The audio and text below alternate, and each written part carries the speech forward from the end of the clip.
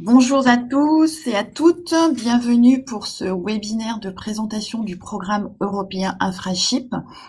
Nous vous proposons aujourd'hui de découvrir comment Infraship, dont Minalogic est l'un des partenaires, peut vous permettre d'accéder à une plateforme européenne de recherche dédiée au développement durable des puces à semi-conducteurs de demain et vous permettre de bénéficier d'un accès unique et gratuit aux infrastructures européennes de recherche en nanoélectronique.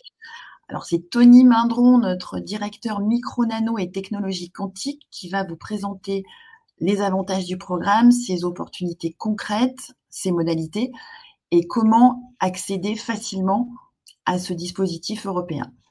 Nous devions également accueillir en deuxième partie Laetitia Bausson, qui est responsable de projet chez Silicon Saxony.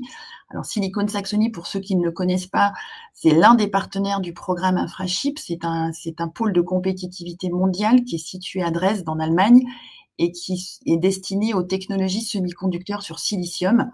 Elle devait nous parler également des ressources disponibles chez deux des partenaires du projet, à savoir AMO et Joannum Research.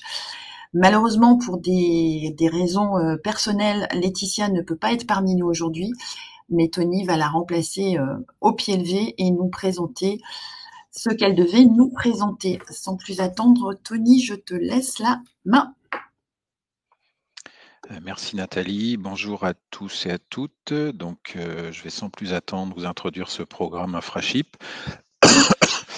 Alors, Infraship, c'est la boîte à outils pour le semi-conducteur, donc pour les PME, euh, mais aussi pour les laboratoires académiques. Alors, en tant que pôle de compétitivité Minalogic ou Silicon Saxony, en tant que partenaire de ce programme européen, nous, on doit en priorité promouvoir son existence auprès de l'écosystème industriel, donc PME, deep tech, etc. On fait néanmoins quelques prospections auprès de laboratoires académiques aussi, notamment dans des workshops, des conférences, des choses comme ça. Alors, Infraship, c'est quoi? Donc, c'est un programme Horizon Infra 2023 CER 01, pour ceux qui connaissent un peu les descriptions des projets européens. Donc, il est doté de 14 millions. Il a démarré cette année, il se termine en 2027. Donc c'est une European Research Infrastructure on Semiconductor Chips, dont le chef de projet, comme vous pouvez voir à droite, est Tyndall, que la plupart d'entre vous doivent connaître, le RTO irlandais. Et donc les partenaires technologiques sont les différentes plateformes que vous pouvez voir en haut à droite, que je redécrirai en une slide synthétique un peu plus loin dans mes slides. Et au niveau des pôles et clusters d'innovation, nous avons donc Silicon Saxony, Sinano Institute qui se trouve sur Grenoble et Minalogic. Et les pôles sont partenaires de ce programme pour promouvoir et faire ce que je fais notamment aujourd'hui auprès de vous. Et merci donc d'être présent. Donc, ce que l'on promeut auprès des PME dans ce programme, c'est justement le caractère boîte à outils de ce programme. Alors, on parle de programme parce que c'est un programme, donc c'est un projet européen qui inclut en fait les partenaires que vous voyez sur la slide, mais pour les utilisateurs extérieurs, et c'est bien la raison de votre présence aujourd'hui, les utilisateurs potentiels que l'on prospecte, on parle de programme et pas de projet. Donc, je préfère être clair dès le début. Le projet roule déjà, c'est ce que j'ai expliqué à gauche. Par contre, c'est un projet qui va aller chercher des utilisateurs. OK? Et qu'est-ce qu'il va faire ce projet? Il va vous donner un accès free of charge à hauteur de quelques hommes-semaines, on verra un peu plus loin après de quoi il retourne, pour accéder aux plateformes technologiques qu'on voit en haut à droite, que je décrirai un peu plus tard. Donc, disons que ces plateformes, elles sont peut-être moins connues que des RTO comme Tyndall, l'IMEC, Letif, Fraunhofer. Moi, j'ai coutume d'appeler ça des espèces de mini RTO, donc les Research Technological Organization. Donc, ce sont des petites plateformes qui sont relativement agiles et qui vont chercher des gens, des utilisateurs, pour utiliser leur salle blanche, leur ligne de caractérisation, etc., etc. Voilà. Donc, comme je l'expliquais, c'est ouvert aux PME, aux labos de recherche. Un point très important ici, c'est que, et c'était l'objectif aussi de ce webinaire aujourd'hui, le fait de le faire en partenariat avec Silicon Saxony et de vous présenter 2 partenaires germanophones, un en Allemagne, un en Autriche, c'est que comme vous voyez sur cette slide, ce programme permet à des PME ou des labos de recherche académique d'accéder à des plateformes, mais qui ne sont pas dans leur pays d'origine. Donc ça doit être, le programme est transnational, ok. Sinon, l'Europe ne financerait pas ce genre de programme. Donc typiquement aujourd'hui, vous êtes aujourd'hui autour de cette table, enfin, dans ce webinaire, adhérents Minalogic, donc plutôt français, enfin pour la plupart même tous français. L'idée c'était de vous promouvoir en fait qu'il existe à travers notamment Silicon Saxony que vous pourrez contacter a posteriori de ce webinaire, possibilité d'aller voir par exemple les partenaires allemands. Mais il n'y a pas que eux, mais bon, aujourd'hui c'était l'idée de ce webinaire. Donc il faut savoir que dans ces programmes, en plus de payer les accès aux plateformes, quand vous dédiez un ingénieur à développer un mini projet où vous avez une caractérisation de dispositif, une carac électrique, une carac de matériaux à faire, le voyage et l'hôtel sont pris en charge à une certaine hauteur pour votre ingénieur qui pourrait se déplacer pour aller justement faire des manips, voilà, chez le partenaire. OK. Alors, ce qu'il faut savoir, donc ici, je vais vous montrer une petite vidéo qui dure 1 minute que je vais démarrer. Donc, c'est une vidéo qui montre sur le site du programme Infraship comment on fait une demande en ligne. Voilà, donc l'Access Inquiry. Donc, je démarre la vidéo. C'est très simple. Alors, si vous avez un besoin, par exemple, d'aller chercher voilà, un outil particulier au semi-conducteur au sens très large, vous pouvez aller sur le showroom. Donc, voilà, vous vous baladez, voilà, vous regardez ce que chacun des partenaires du programme, partenaires technologiques, a comme outil, donc en métrologie, en process, et cetera, et cetera. Vous cherchez un outil, bon, vous pouvez éventuellement trouver celui que vous auriez besoin d'utiliser. Alors, puisque j'avais mis ici, voilà, c'était par exemple un microscope à force atomique. Donc, par exemple, on a la liste qui tombe, tac, on voit ici, alors c'était chez INL ou Uninova, voilà, vous avez ce microscope et vous souhaiteriez l'utiliser. Donc, vous allez dans Apply, vous faites Access Inquiry, c'est extrêmement simple. Vous tombez sur la page, c'est 5 minutes de remplissage. Alors, moi, c'était pré-rempli, donc tac, tac, tac, voilà. Je cherche à utiliser ce microscope AFM, voilà, j'ai vu qu'il était chez Uninova, je clique et je fais Submit. Donc, c'est très, très simple. Alors, ensuite, qu'est-ce qui se passe quand vous faites ça? Alors, si, juste pour préciser, si vous ne trouvez pas dans le showroom l'outil qui vous va, qui vous convient, vous pouvez aussi déposer une petite idée de mini projet. Voilà, j'ai besoin de faire 3 ou 4 dépôts d'un nouveau métal sur ma jonction, sur mon semi-conducteur 3.5, je dis n'importe quoi. Je cherche un partenaire dans ce programme qui pourrait me faire ce dépôt, plus un niveau de photo, litho. Bah, voilà, typiquement, vous pouvez le décrire à ce même endroit, en fait, donc dans l'Access Inquiry. Je passe à la slide suivante. Donc, ce que je disais, c'est qu'est-ce qui se passe quand vous cliquez? Donc, il y a Tyndall, le chef de projet, qui va rediriger votre demande vers un Technical Point of Contact chez un des partenaires du programme. Donc, il y aura une espèce de comité d'évaluation, etc., qui va évaluer votre demande. Voilà. Donc, ensuite, donc, ça rentre dans la moulinette. Et ce que le graphique exprime à droite, c'est que voilà, c'est l'avantage d'utiliser la plateforme par rapport à ne pas l'utiliser. Donc, typiquement, en haut de la petite illustration, vous avez par exemple, voilà, vous êtes une PME, demain, vous allez prospecter une de ces plateformes indépendamment d'Infraship. Donc, vous allez mettre du temps de votre ingénieur pour vous dédier à travailler sur un petit dossier pour aller faire une carac chez un des partenaires, un partenaire techno européen. Voilà. Donc, ça va vous coûter le temps de votre ingénieur, plus à la fin la facturation de la plateforme européenne qui vous fera vos analyses, quelles qu'elles soient, hein, peu importe. Si vous passez par Infraship en dessous, bah, Infraship, ce que j'expliquais au départ, va vous va prendre en charge en fait comment dire l'accès à la plateforme, va payer la plateforme pour prendre votre demande. Donc à la fin, vous allez ce que ça va vous coûter en tant que PME, c'est le temps que vous aurez mis vous sur le salaire de votre ingénieur que vous payez déjà, hein, à faire le dossier avec le partenaire qui va prendre votre demande. Donc, il y a une petite proposition d'une page à écrire. Voilà, il faut discuter par mail, faire des Teams, etc., etc. Voilà. Donc ça peut être très intéressant parce que quand on parle de quelques hommes-semaines d'utilisation d'une plateforme techno, ça va facilement jusqu'à plusieurs dizaines de milliers d'euros. Voilà. On a en tête en général jusqu'à 30-50 cas. Alors les piliers technologiques du programme Infraship, bon, je ne vais pas tout détailler ici, mais c'est voilà, c'est Power, Sense, Think, Connect and Sustain. Donc il y a un aspect aussi sustainable dans ce programme, c'est-à-dire que voilà, si vous avez des demandes pour aller voilà, explorer des composants qui vont moins consommer, etc., voilà, c'est des choses qui sont prises en charge, on va dire plus facilement dans le programme. Mais disons que si vous avez le mot semi-conducteur dans votre activité, vous êtes une start-up, voilà, deep tech, quel que soit le semi-conducteur, même de l'électronique imprimée, des choses comme ça fait partie de ce programme. Voilà. Donc tout ce qui est voilà, composants technologiques, etc. Là, je vais développer maintenant une slide par partenaire, mais vraiment très succinctement. Puis après, je prendrai la main sur la présentation de Silicon Saxony, voilà, pour vous présenter notre partenaire dans ce programme. Donc là, je parle des partenaires technologiques. Donc Tyndall, le chef de projet. Alors Tyndall, le petit RTO irlandais, le mini RTO. Donc voilà. Alors vous aurez accès à la présentation après. Donc il vous suffira un peu d'aller voir si vous trouvez des mots-clés correspondant à chacun des piliers que j'ai présentés juste avant.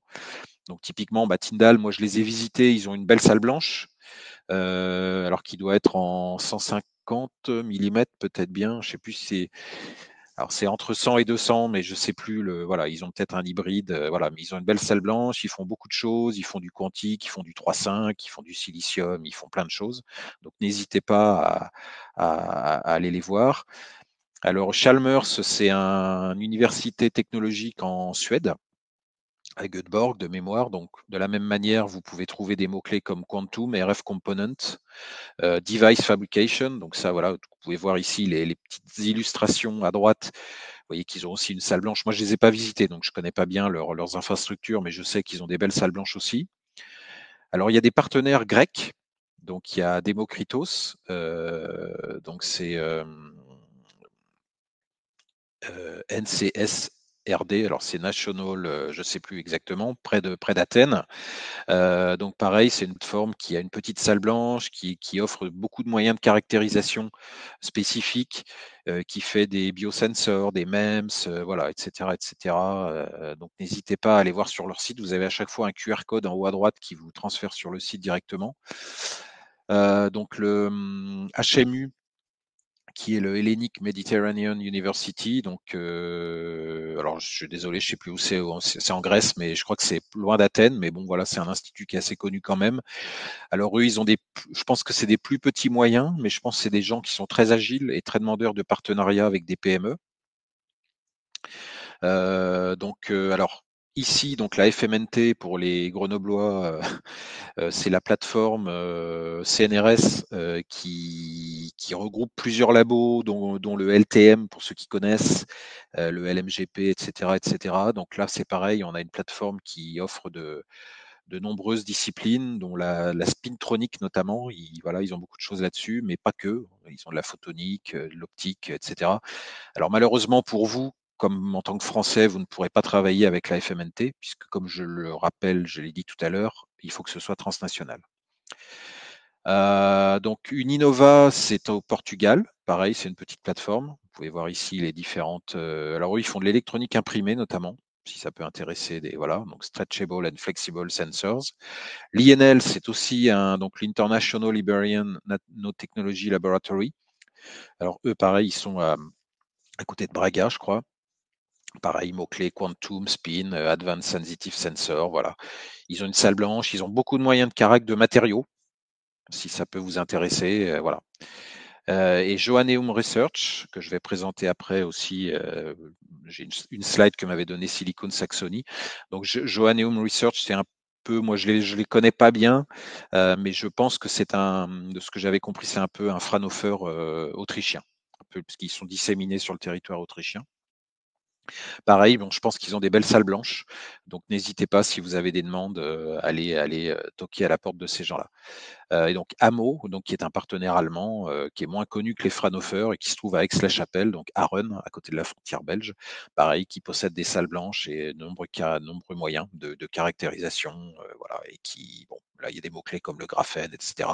Voilà. Dans toutes ces plateformes, il y a des TRL un peu différents en fonction des plateformes. Pareil, dans Infraship, les TRL ne sont pas des TRL de 1 ou 2, on va dire que c'est des TRL intermédiaires qui sont adressés dans ces programmes. Voilà. Après, ça peut être des caracs individuels, one shot ou des choses comme ça, mais ça peut être un mini projet de quelques étapes techno. Voilà. Et donc, on a l'université de Varsovie, donc Cesamat aussi, qui propose de belles infrastructures si vous avez des besoins. Et c'est des gens qui sont super bien. Je les connais bien et voilà.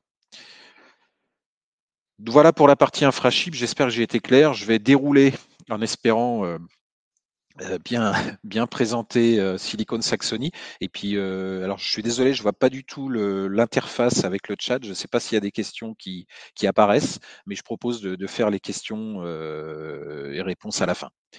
Donc Silicon Saxony, donc pour faire très simple, c'est le Minalogic de Dresde. Voilà. Donc ma collègue dans ce programme qui est Laetitia Bousson, donc qui est project manager Europe, donc chez Silicon Saxony. Donc voilà, pour ceux qui connaissent l'univers de Dresde, voilà, donc Silicon Saxony, c'est beaucoup de fab. Il y a notamment, il y a XFAB, pour ceux qui connaissent, hein, il y a TSMC qui avait fait des annonces, il y a Infineon, Bosch, etc., etc.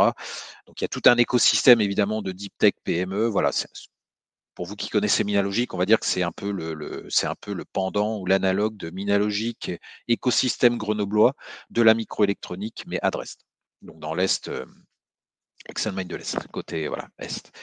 Donc voilà, donc je pense que là, ce sont des chiffres sur, bon voilà, c'est les chiffres sur l'écosystème, donc les plus de 3600 sociétés, 81 000 employés dans le secteur, donc ce qui est évidemment assez important, un peu à la manière de ce qu'on a comme écosystème ici. Euh, Donc c'est le biggest microelectronic cluster in Europe. Bon, alors voilà, on va dire que c'est à peu près à l'équivalent de ce qu'on a ici. Bon, ici, voilà, je vois pas ce que je peux présenter d'autre. Voilà, alors ici, voilà, ce qui était important, c'est effectivement, mais je pense que la plupart des gens qui sont dans ce webinaire sont conscients de ça. Je l'ai dit tout à l'heure, donc il y a des gros fondeurs, hein, donc XFAB, Global Foundry, Bosch, Infineon, bien entendu. Il y avait TSMC, alors je ne sais pas du tout où en est ce projet, mais il y a TSMC qui devait s'implanter par là-bas. Évidemment, il y a des Fraunhofer, etc., etc. Donc, un écosystème semi-conducteur très dynamique. Alors, l'idée de Laetitia, c'était de présenter, comme je l'ai expliqué au départ, AMO, qui se trouve, donc, qui est un institut de recherche, plateforme technologique partenaire d'Infraship, donc qui se trouve à Aren ou Aix-la-Chapelle, donc à côté de la frontière belge, côté allemand.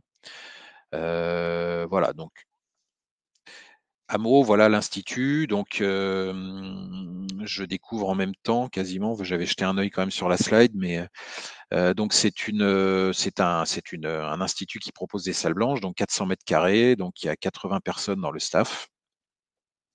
Voilà, donc sachant que les key technologies, bon bah voilà, c'est adressable dans Infraship, donc c'est silicium, voilà, nanofabrication, new material, etc. Donc application en nanoélectronique, nanophotonique, integrated sensor, etc., etc. Voilà. Donc c'est un partenaire que moi j'ai rencontré dans le cadre d'Infraship, des réunions de kick-off, etc., ainsi de suite, enfin les réunions qui ont suivi. Moi je les trouve bien. Après, je pense qu'il ne faut pas hésiter à contacter Silicon Saxony pour qu'ils vous mettent en contact avec eux, tout en ayant effectivement, si vous avez une demande en parallèle, tout en remplissant l'Inquiry Access dont j'ai parlé tout à l'heure et en mettant dans votre demande éventuellement la volonté de plutôt travailler avec eux. En fait, la demande que vous remplissez sur le site web Infraship, elle est, voilà, vous pouvez préciser ce que vous souhaitez faire.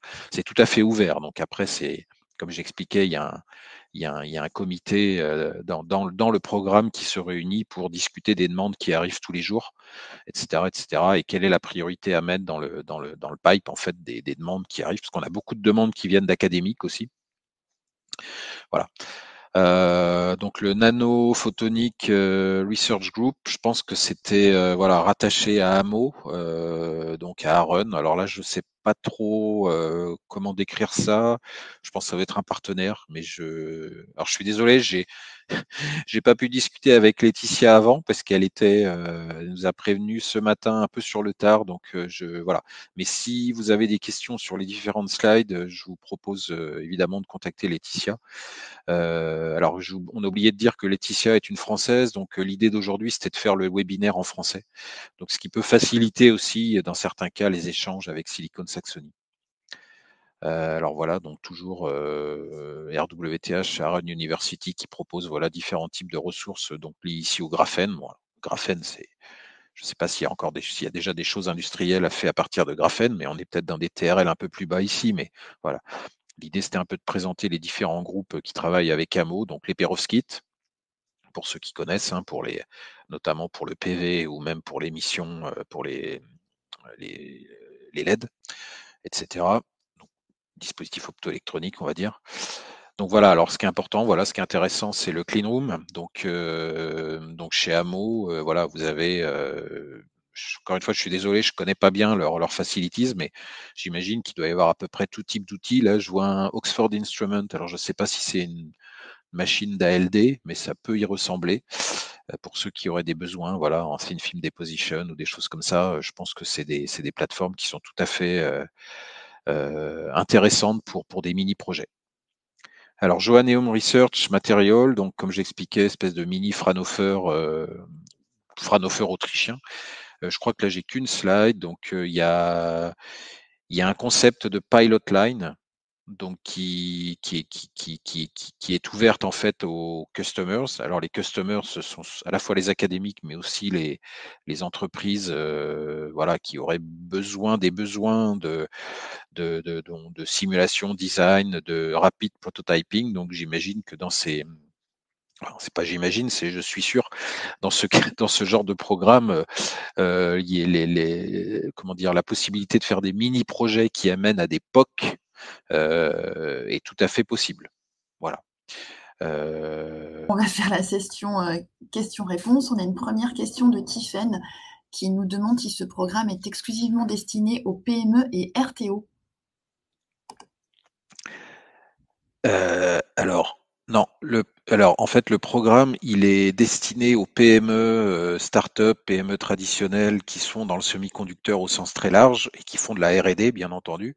Alors, même en dehors de la R&D, ça peut être, je suis une PME traditionnelle, je fais un capteur quelconque, voilà, et puis j'ai un capteur que j'ai fait modifier en travaillant sur un projet d'innovation, ou je suis dans un projet d'innovation, encore mieux, hein, une PME qui serait dans un projet d'innovation français type France 2030, IDEMO, etc. J'ai besoin, dans le cadre de ce projet d'innovation, de faire appel à quelques caracs pour caractériser mon nouveau capteur que je suis en train de faire dans ce projet d'innovation français. Je peux très bien prendre des échantillons développés dans mon IDEMO ou dans mon France 2030, quel qu'il soit, l'envoyer ou l'amener, enfin, utiliser Infraship en plus de ce que je développe dans mon programme national pour aller caractériser. Parce que alors le programme est réutilisable plusieurs fois, hein, il n'y a aucun souci, hein, pour pouvoir aller faire mes caracs que je n'aurais pas chiffrés dans mon programme français de recherche. Et ça, c'est tout à fait faisable. Voilà. Par contre, ce que j'ai pas compris, ce programme est-il exclusivement destiné aux SME et RTO? Alors, c'est pas les RTO, hein, quand j'ai dit que c'était réservé aux académiques, c'était aux petits laboratoires de recherche. Parce qu'en fait, les partenaires qui sont dans ce programme, ce sont déjà des mini RTO, à part Tyndall, qui est peut-être le RTO irlandais un peu plus gros que les autres. Toutes les autres plateformes sont des plus petits RTO que les IMEC, les TIF, Fraunhofer. Donc, mes petits RTO, plus petits RTO, ça veut dire aussi probablement plus agile. Voilà. Donc, ce qui est très bien pour ça. Voilà. Si on reste justement sur la typologie des structures qui peuvent accéder au programme, on a une question qui est la Oui. suivante. Certaines startups peuvent démarrer en statut micro-entreprise. Est-ce que ça fonctionne également? Alors, tant que la micro-entreprise a un statut juridique, administratif et qu'elle est dans des technos qui sont éligibles à Infrachip, à ces programmes-là, donc semi-conducteurs au sens très large, oui, il n'y a aucun problème. Ok. Alors du coup, Tiffaine a reprécisé la question qu'elle avait précédemment posée en disant est-ce que ce programme s'adresse également aux ETI? Alors, il y a pas de restriction. Je pense que si vous êtes une ETI, enfin oui, Tiffen, oui. Donc une ETI et que vous avez des besoins de carac sur une défaillance de pompe, par exemple, sur un matériau qui a vieilli plus vite dans une pompe à vide ou je sais pas quoi, vous pouvez tout à fait envoyer l'échantillon à analyser pour faire une analyse, je sais pas, je vais dire n'importe quoi, TEM, TOF-SIMS, oui, c'est tout à fait éligible, bien entendu. Ok. On a une dernière question qui est posée par Rémi qui demande si on peut déposer un dossier auprès de plusieurs partenaires dans le cas où l'un des partenaires ne puisse répondre à tous les besoins. Alors alors l'un partenaire qui répond pas à tous les besoins, oui. Après, il faut le préciser dans la demande que j'ai montré tout à l'heure, la mini vidéo d'une minute où vous allez sur le site, vous remplissez votre demande. Il faut expliquer en quelques lignes ce que vous voulez faire. Voilà. Et donc là, effectivement, si vous dites voilà, je veux faire une étape là, une étape là, une étape là, c'est tout à fait possible. Après, ça passe par un comité de toute façon qui est dirigé par Tyndall, le chef de projet. Voilà. Donc après, je pense que dans ce genre de programme, il faut remplir le programme, donc la page en ligne là en 5 minutes. Une fois que ça c'est fait, ça vous donne le premier accès. Après, il faut pas hésiter à venir voir Tony Mindron pour dire voilà Tony, j'ai déposé ça, ou même me contacter avant pour évaluer la demande de ce que vous voulez faire et on peut travailler ensemble là-dessus, il n'y a aucun souci. Et moi, après, ce que je fais, c'est comme on a des réunions périodiques avec le consortium, moi, après, je fais remonter les demandes. Donc, ça permet aussi de rendre plus visible votre demande, d'aller plus vite, etc., etc. Et puis de pouvoir aussi vous programmer, par exemple, parce qu'en fait, c'est assez ouvert. Donc, si par exemple votre demande est un peu complexe et que vous voulez l'expliquer à Tyndall, moi, je peux organiser un call, un Teams avec Tyndall, plus un ou deux partenaires que vous auriez ciblés voilà, sur la plateforme. Et puis là, en fait, on prend un Teams de 1 heure et puis on discute. Voilà, donc c'est ouvert. Après, il faut que ce soit dynamique, quoi. Mhm. Donc, voilà. Pour compléter, Rémi demande, donc du coup, on peut faire plusieurs demandes pour une même PME ou Je pas? pense qu'il y a plus. Oui, oui, oui, je pense qu'il n'y a aucun souci. Oui, oui, oui, il n'y a aucun souci. Aucun souci. Ok, ok. Après, il y a beaucoup, en fait, pour être honnête, dans ces programmes, il y a énormément d'académiques qui rentrent, parce que les académiques, bon, vous êtes des petits labos de recherche, vous avez des thésards, des postdocs voilà, qui n'ont pas forcément tous les moyens à disposition pour pouvoir faire des choses sur leur sujet de recherche, etc., etc. Donc eux, ils sont super contents parce qu'un programme comme ça, ils rentrent dedans. En tant que thésard, voilà, ils vont aller pendant 1 semaine, 2 semaines, un mois faire des manips chez un mini RTO à l'autre bout de l'Europe. Donc c'est super pour eux. Voilà. Donc c'est très facile. Après, les PME, on fait la promotion comme ce qu'on fait aujourd'hui. Il y a beaucoup de PME qui sont intéressées et souvent c'est plus long à les faire rentrer dans le programme parce que il faut quand même que dans votre PME, il faut qu'il y ait un ingénieur qui prenne le dossier en main, quoi. OK? Sinon après, il y a quand même un peu de suivi à faire et cetera. Donc mais au final, quand vous êtes une PME technologique et que vous souhaitez rentrer dans ces programmes, c'est pour faire très simple, pour le dire très très enfin très clairement, c'est hyper bien vu par l'Europe, en fait. Et ces programmes-là, en fait, ils servent justement à dynamiser le tissu de PME et au-delà, voire ETI, donc et à faire travailler les gens ensemble au niveau européen. Donc, si vous êtes une PME, c'est que vous êtes semi-conducteur et que vous rentrez dans ce programme-là et que votre demande est éligible, oui, si vous mettez un peu de temps de votre ingénieur, vous n'aurez aucun problème à faire plusieurs demandes. Je ne sais pas si Justement, j'ai répondu à la question, mais moi, je pense que oui, c'est assez clair ce que tu as donné comme explication. Alors, tu as parlé justement, tu as adressé le volet un petit peu RH et humain.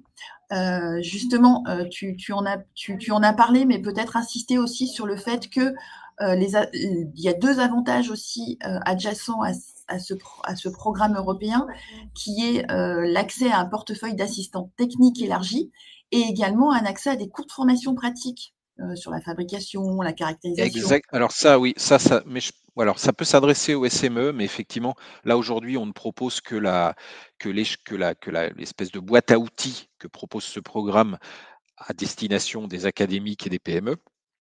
Mais il existe aussi d'autres volets, puisque le programme, en tant que projet européen, il est découpé en work package, etc., etc. Ici, la promotion que je vous fais aujourd'hui, c'est relié au work package 9 de ce programme, mais il existe d'autres work packages où il existe effectivement si par exemple vous voulez former certains de vos ingénieurs sur des disciplines particulières, ben, en fait, les plateformes européennes, elles proposent aussi des programmes, des écoles, même des travaux pratiques sur certains outils, sur certains, voilà. Ça existe, mais j'en ai pas parlé aujourd'hui parce que aujourd'hui, on était plutôt là pour promouvoir en fait cette boîte à outils et la façon dont vous pouvez aller justement travailler, faire quelques étapes technologiques dans ces plateformes. Néanmoins, ce sont des services annexes et qui peuvent être aussi intéressants pour les personnes qui souhaitent Exactement. Mais ça, utiliser. ça n'hésitez pas à me demander ou à aller voir sur le site Infraship. C'est ça. Tout est expliqué, voilà. Mais si vous avez des questions, n'hésitez pas à me demander. On a une dernière question, Tony. Tu as mentionné que les frais de déplacement et d'hébergement étaient pris en charge. Est-ce que les coûts de plateforme d'ingénieurs de salle blanche sur place et de matériaux sont également pris en charge? Alors, oui, en fait, quand on dit que que c'est free of charge, je vais prendre un exemple, je ne sais pas moi, vous voulez analyser un matériau et vous avez besoin d'un faisceau d'ion, un TOF Sims ou d'un TEM ou je sais pas, ou un AFM, tiens, pour voir la surface, etc., de votre échantillon. Vous allez faire la demande, mais tout est pris en charge. C'est-à-dire que le programme prend en charge, c'est le coût du technicien ou de l'ingénieur chez le partenaire européen qui va passer N heures à vous faire l'analyse de votre échantillon. Donc, si c'est des dépôts de matériaux en salle blanche, vous voulez faire un dépôt d'un nouveau semi-conducteur, ben, tout sera pris en charge. En fait, vous ne payez rien. Il n'y a pas de frais cachés, en fait. Et par contre, ce que j'ai oublié de dire, c'est que ce n'est pas du cascade funding. C'est-à-dire que l'entreprise ne voit aucun flux financier. On est bien d'accord, hein, pour ceux qui connaissent le cascade funding.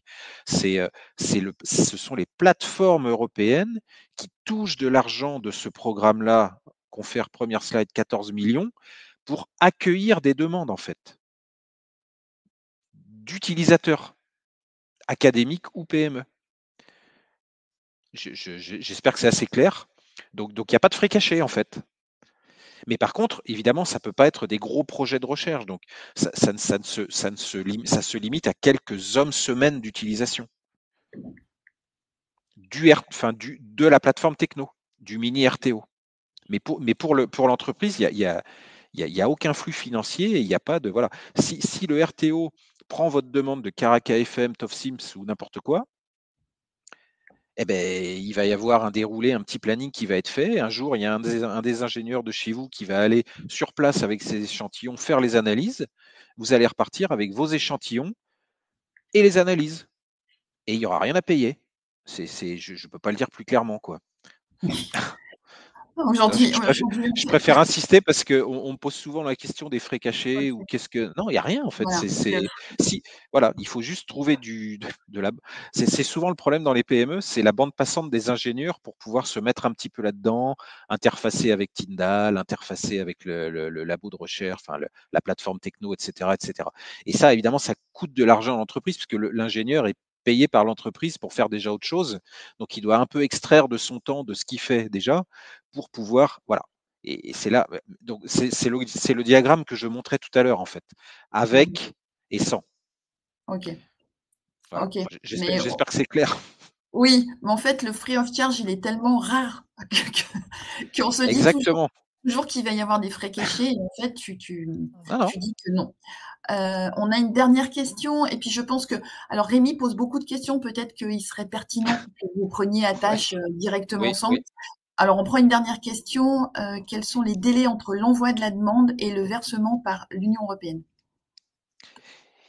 Alors le versement, ça c'est totalement transparent puisque le versement, encore une fois, les plateformes technologiques qui sont dans ce programme, vu de leur référentiel, pour elles, c'est un projet européen. Pour ceux qui Donc elles sont dans un projet européen de 14 millions qui finance ces plateformes à hauteur d'un certain montant en fonction de la taille des plateformes et cetera et de ce que chacun a négocié dans le consortium agreement pour prendre des demandes en fait d'utilisateurs extérieurs. Et le but derrière, c'est aussi quand vous avez fait un premier mini projet avec une des plateformes de ce programme en tant qu'utilisateur PME, après vous allez connaître les gens sur place. Et l'idée derrière, in fine, c'est que l'écosystème européen, donc vous, en tant que PME française, Deep Tech, vous avez travaillé, je sais pas, avec Camo, que j'ai présenté ici, et peut-être qu'en discutant avec eux sur place, quand votre ingénieur va là-bas, bah, il va se rendre compte que voilà, il y a des moyens qui sont intéressants, que vous pourriez peut-être travailler un peu plus avec eux, donc soit après en bilatéral directement, soit si eux ont un projet européen dans lequel ils souhaitent aller et qui cherchent un partenaire industriel, bah, peut-être qu'ils penseront à vous au final. Donc l'idée dans ces programmes, c'est aussi de vous faire connaître plus auprès de partenaires européens, transnationalité obligeant, de manière après à aller faire du plus plus. Voilà, et de faire voilà, et de pas rester finalement dans votre écosystème. Voilà. Mmh. C'est un peu C'est ça l'idée en fait. Ouais, en fait, ce que tu veux dire, c'est que la finalité, finalement, c'est d'agréger un espèce de réseau, européen autour de la dynamique, du programme Exactement. Infrachip. Mmh. Ou peut-être que l'utilisateur SME de ce programme n'a seulement besoin d'un one shot, d'utiliser une plateforme pour une carac one shot ou 2 fois, 3 fois, puis après that's it. Il a rien besoin de plus. Tout est ouvert en fait, mais l'idée derrière effectivement, c'est d'essayer de dynamiser un peu l'ensemble des réseaux européens, de faire que les gens, voilà, travaillent plus ensemble, voilà. Donc ici, vous êtes PME française, peut-être que vous travaillez déjà avec la FMNT ou avec le CE Aleti que je connais bien et cetera et cetera. Mais après, je pense qu'il ne faut pas hésiter à aller voir un peu ailleurs. Après, le problème souvent dans les PME, effectivement, c'est je prends un peu du temps de mon ingénieur que je vais dédier à aller voir un peu ce que Infraship propose et à éventuellement déposer un dossier, accompagner les échantillons, etc. etc. Alors les délais entre l'envoi de la demande et donc pas le versement, mais du coup la prise en compte de la demande et la réalisation de la demande, il ne faut pas que ce soit urgent. Si vous êtes déjà une entreprise en prod qui a besoin de faire une carac rapide parce que vous avez une défaillance de prod et que vous avez besoin du résultat dans les 2 jours, parce que sinon vous allez perdre toute votre prod, il ne faut pas venir voir Infraship. Là, on parle de R&D. OK? Voilà, j'espère que j'ai répondu à la question. Ouais, tu as été très Donc clair. c'est quelques semaines. Voilà, c'est quelques semaines.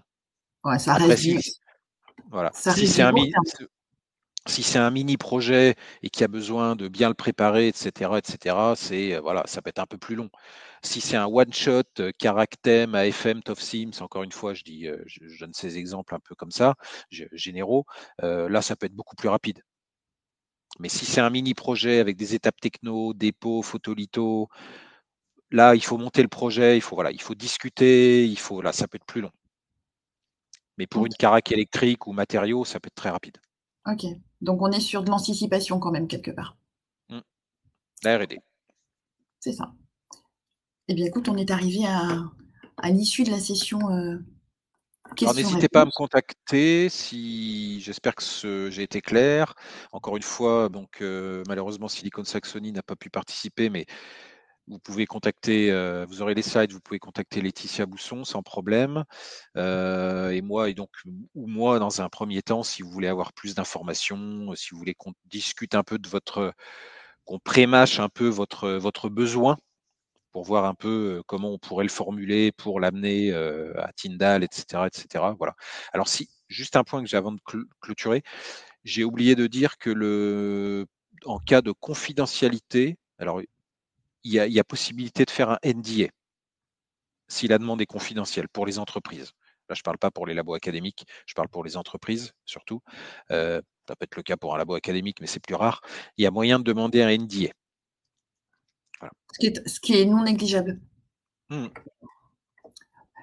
Merci Tony Voilà. pour cette présentation. On va faire la session questions-réponses. On a une première question de Tiffany.